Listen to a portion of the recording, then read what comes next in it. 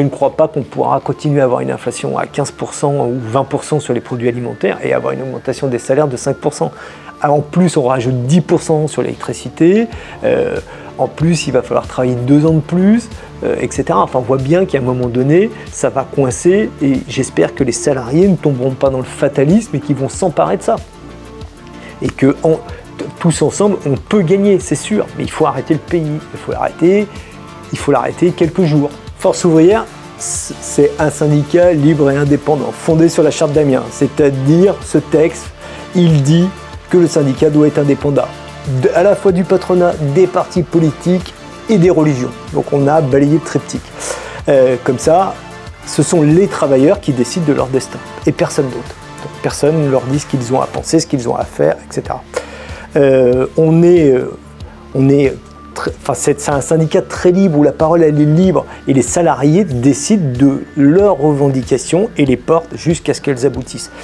Notre rôle, nous, aujourd'hui, c'est d'accompagner les salariés, mais les accompagner en termes d'information, de conseils, pour qu'ils puissent défendre leurs droits. Encore faut-il les connaître déjà.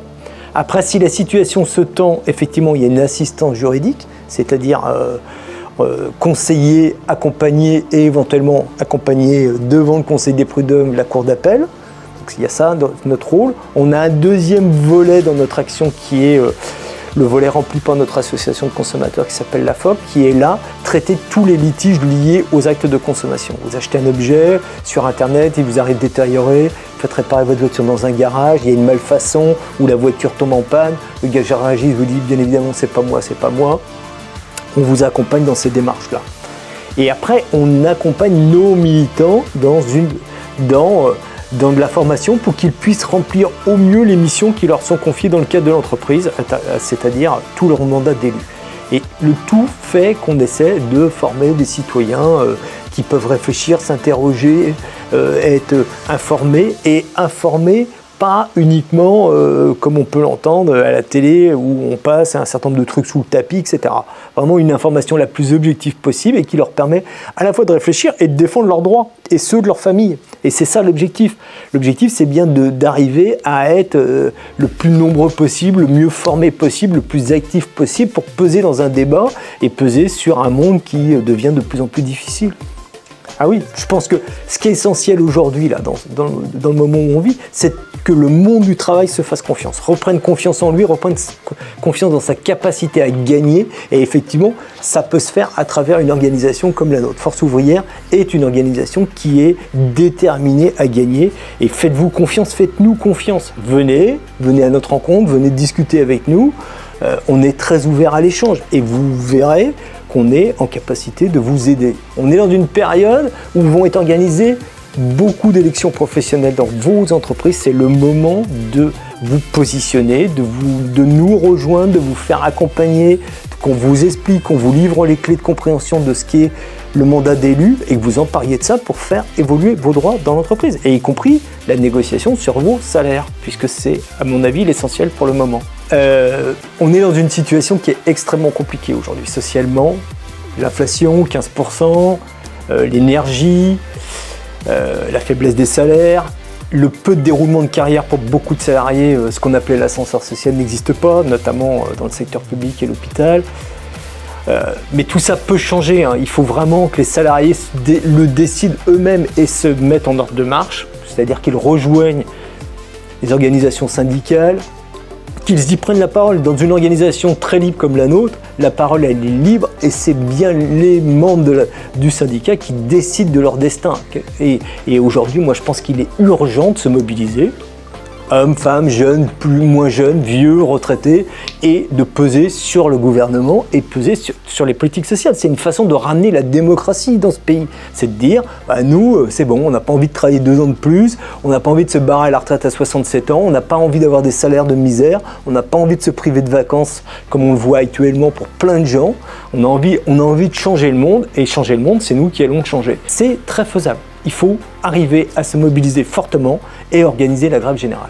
Et la grève générale, c'est plusieurs jours de suite. Et c'est tous ensemble. C'est pas une journée par-ci par-là, c'est au moins ce qu'on peut retirer du mouvement des retraites. Cet échec-là, il est en partie lié à ça, mais d'autres mouvements sociaux, je pense au mouvement des Gilets jaunes, qui est un mouvement de solidarité, de mobilisation extraordinaire, qui a échoué sur un point, c'est le côté tous les week-ends. Le gouvernement, ça s'en fout, l'économie tourne le reste de la semaine, s'en fout complètement. Et les patrons s'en foutent. Ce qu'il faut faire, c'est arrêter le pays, c'est arrêter l'économie du pays, les taper là où ça leur fait mal, au portefeuille. Et ça, on peut le faire ensemble. Mais c'est pas quelques milliers de syndiqués ou quelques millions de syndiqués sur 63 millions qui vont y arriver. C'est le tous ensemble. Et c'est vraiment là-dessus que ça se joue aujourd'hui. On est à un point de charnière. Et moi, à titre personnel, je n'aimerais pas que ça soit le capitalisme qui gagne dans cette affaire. Parce que ça prépare un monde de plus en plus dur et les jeunes générations, elles, vont prendre cher, comme on dit. Et donc, c'est maintenant que ça se joue, quoi. Il faut vraiment y aller. Vous voulez vous syndiquer, vous voulez vous investir, vous prenez contact avec nous, soit par téléphone, 02 97 37 66 10, soit par mail, contact@fo56.fr. Vous nous posez vos questions, on y répond, on revient vers vous. Soit on y répond téléphoniquement si la question est simple, soit on se rencontre et puis on essaie d'avancer ensemble. L'objectif étant de vous aider à défendre vos droits. Voilà, c'est juste ça. Notre mission, c'est ça, c'est de faire que vos droits soient respectés et que vous soyez respectés aussi par conséquent. Le bilan de l'année, là, l'année n'est pas finie, mais le premier bilan, c'est bien évidemment la mobilisation sur la réforme des retraites. Ça a démarré le 19 janvier, donc on était au début de l'année, et ça s'est terminé le 30 juin, donc ça a pris beaucoup de temps et beaucoup d'énergie. Ce qu'on perçoit, en tout cas, c'est la détermination de nos militants, leur forte mobilisation. C'était, j'allais dire, tous les jours et presque 24 heures sur 24, avec des distributions de tracts, avec les manifestations, la préparation des manifestations, des points de blocage, etc. etc. On n'avait pas vu ça depuis, moi je dirais, vraiment depuis 1995, la grande réforme de la sécurité sociale et la réforme des retraites, en partie. Donc on n'avait pas vu ça depuis très très longtemps et on a vu émerger une nouvelle génération de militants qui se sont mobilisés, qui se sont emparés des sujets. Après, ce qu'on n'a pas réussi et ce qui requiert peut-être une réflexion, c'est qu'on n'a pas réussi à déclencher la grève et à arrêter le pays. Ça, on n'a pas réussi à le faire comme on l'avait fait en 1995 ou les décennies précédentes. Et ça pose la question à la fois peut-être de la problématique du pouvoir d'achat qu'on a évoqué avec l'inflation, où effectivement, quand l'inflation est forte, la journée de grève, elle est encore plus difficile à financer, puisque le salarié qui s'arrête, il n'a pas de salaire. Donc il y a cet élément-là. Et puis il y a un deuxième élément qui est peut-être plus interrogeant, c'est la valeur travail des Bretons et des Bretonnes. On voit bien que les Bretons et les Bretonnes sont très attachés au travail, ils ont une forte valeur travail, et qu'il est par conséquent difficile de les faire arrêter le travail. Alors, ce qu'on avait fait, nous, au sein de Force ouvrière, pour pallier à cette difficulté matérielle de l'arrêt de grève et pour essayer de généraliser le conflit et le faire durer jusqu'à ce que le gouvernement plie, c'est qu'on avait développé ce qu'on appelle un fonds de grève, qui est un fonds, chaque adhérent cotise un petit peu chaque année sur un fonds de grève qui est alimenté, qui est centralisé à Paris et dans lequel on puise lorsqu'il y a un conflit. Donc là, cette année, nos militants toucheront 30 € par jour de grève. Donc ça ne compense pas une journée de salaire pour personne, mais ça permet quand même de maintenir un peu et de permettre de subsister. Donc c'était ça, et malgré ça, la grève, elle n'a pas pris les proportions qu'on aurait souhaité. On n'a pas été capable d'arrêter le pays comme on aurait aimé le faire.